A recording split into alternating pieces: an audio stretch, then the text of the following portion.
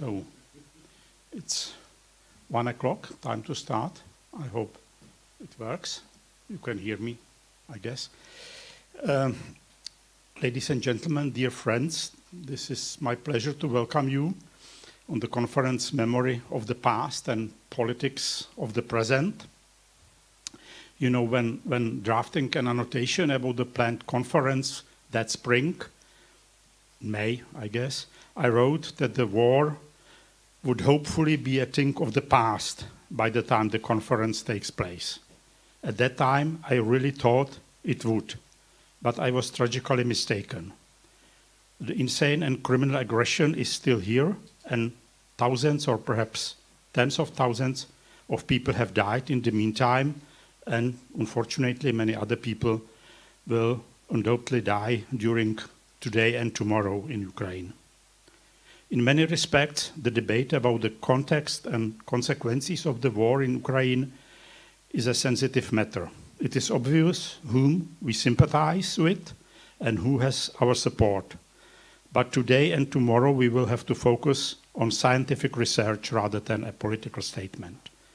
Under the circumstances, it is certainly difficult to deal with our topic sine ira et studio, as dictated by the rules of our discipline since time immemorial. But we must try to do so. Moreover, we historians deal with the past and judge topics in which we are interested in a material and time context as a closed matter of the past. Our colleagues, political scientists or sociologists, may have a different view because they are more accustomed to dealing with current topics. The conflict between Russia and Ukraine and her allies is sometimes compared to a new Cold War. However, there is a major difference. While actors of the Cold War made use of ideological reasons to justify their positions and actions, the key role in the Russian aggression against Ukraine belongs to arguments relying on an interpretation, or rather misinterpretation, of history. In this respect, the Kremlin returns to a past even more distant than the Cold War. However, the perspective dealing with how Russia uses historical arguments is not the only perspective which can examine relations of history, historical memory, and politics. From the viewpoint of social sciences, the examination of the role or potential role of authentic historical memory in current political decision-making processes may be even more interesting than a mere clarification of Russian misinterpretations. It is definitely a more subtle and more diverse matter. And it is the relationship between historical memory and political decision-making processes, or a consensus appeal of politics to the historical memory of the public, which we will examine and discuss today and tomorrow. We will hopefully contribute to understanding certain aspects of what has been going on in the Ukraine and Russia and in a number of other European countries. As these are events unfolding before our eyes every day, we should also be aware of the responsibility of ourselves and our disciplines toward the public and avoid oversimplified and unilateral judgments and conclusions. I really appreciate your participation and would like to thank you all for coming. I would like especially to thank our partners in organization of the conference. In alphabetical order, they are Centre français de recherche en sciences sociales in Prague, Deutsches Historisches Institut in Warschau, European Network Remembrance in Solidarity, and Stiftung Sächsische Gedenkstätten from Dresden. The event is being held under the auspices of the committee, long name, Committee on Education, Science, Culture, Human Rights and Petitions of the Senate of the Parliament of the Czech Republic. Our thanks go to the committee and especially its chair, former president of the Czech Academy of Sciences, Professor Jiří Drahoš. Last but not least, it is necessary to say that the conference is being organized within the research program Anatomy of Europe, which is a part of an interdisciplinary ambitious project of Czech Academy of Sciences called Strategy 21. And now I would like to ask the representatives of partner organization to say a few words.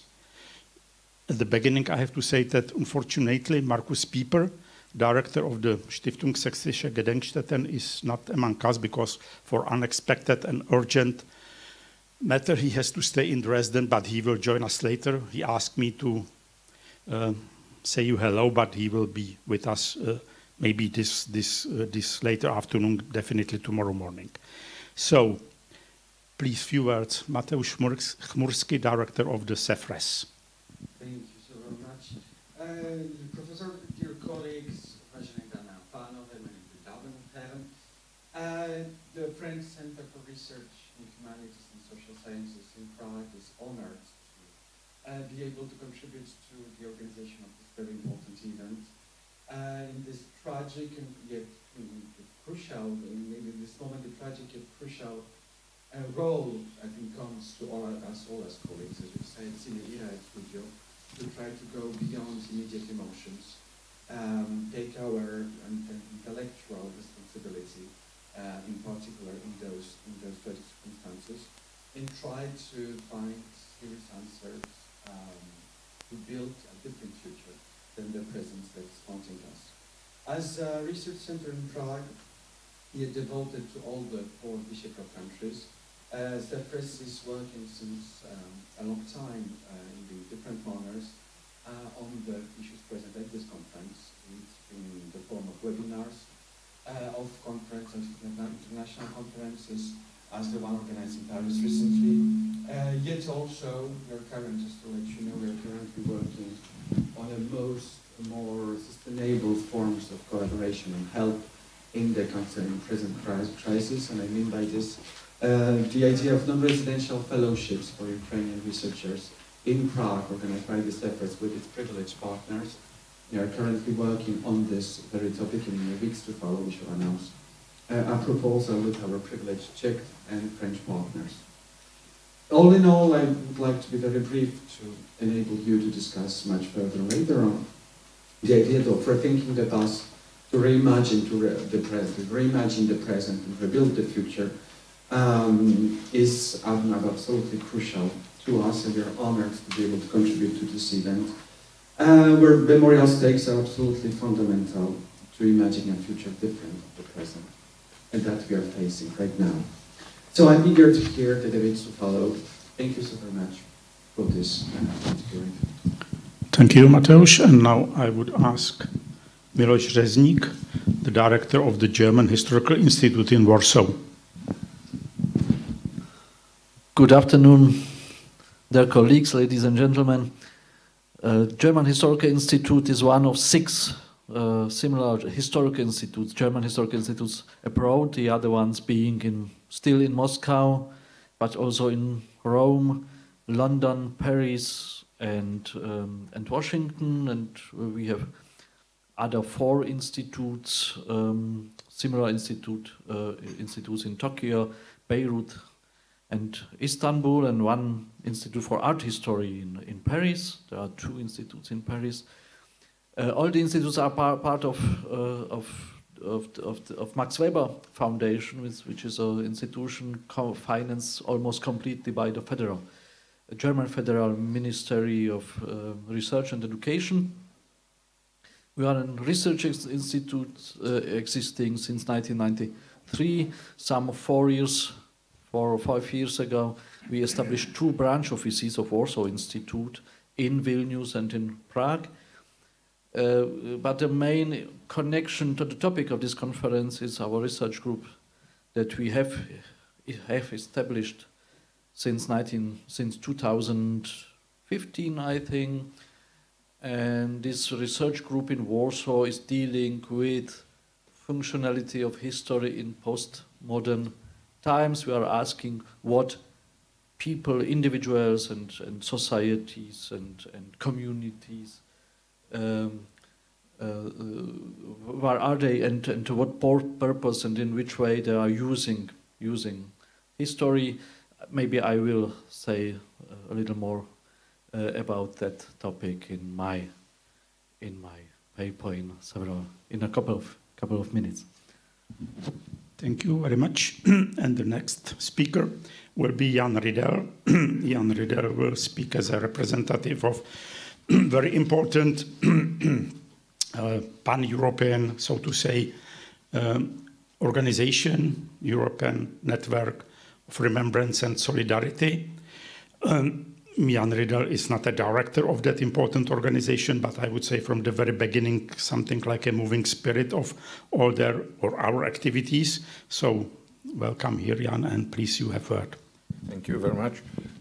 Dear Oldřich TÖMA, dear Mr. ŘEZNÍK, dear Mr. CHMURSKI, ladies and gentlemen, it is my honor and pleasure to welcome the participants of the Memory of the Past and Politics of the Present conference. We are witnessing an extraordinary acceleration of the course of history. The strategic pause is over, as the military says. There is a serious correction of the world order and especially the European order. At such a moment, the attention of the politics, of the public opinion is always somewhat naturally turned to history in order to explain the deeper causes of the drama unfolding before our eyes, the significance of which clearly goes beyond the borders of Ukraine. The European Network Remembrance and Solidarity, which I represent here, was established to facilitate dialogue on the border between history and politics at such moments. Although the creators of this network certainly did not imagine that it would operate at a time when a murderous, full-scale war is raging in Europe. So, as you understand, the European Network Remembrance and Solidarity could not but support the initiative of Professor Oldřich TÖMA and the excellent concept of this conference. Therefore, I would to convey to this eminent historian and author, as well as to all the people and institutions who contributed to the organization of the conference, our sincere thanks and wishes that the act of increasing of knowledge and understanding of history that will take place here will, toute proportion gardée, rise the quality of politics. Thank you very much. Thank you very much. So now, after a very short technical break, we will start with the first session. So I would ask those who are on the program for the first session to join Mateusz CHMURSKI, who will chair the first session here on the stage, and in 5 minutes we will start.